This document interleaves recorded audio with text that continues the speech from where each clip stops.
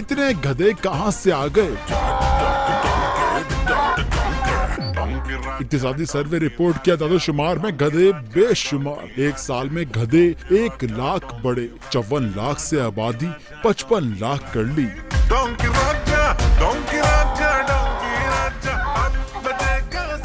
घोड़ों, ऊंटों और खच्चरों की तादाद में कोई खातिर ख्वाह इजाफा ना हो सका।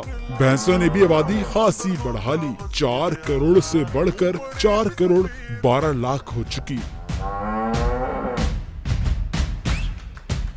भेड़ों की तादाद में 3 लाख का इजाफा हुआ। 3 करोड़ 9 लाख से बढ़कर 3 करोड़ 12 लाख हो गई है। रिपोर्ट के मुताबिक मुल्क में ऊंटों की तादाद 11 लाख हो चुकी। पोल्ट्री की तादाद में 12 करोड़ 20 लाख का इजाफा हुआ।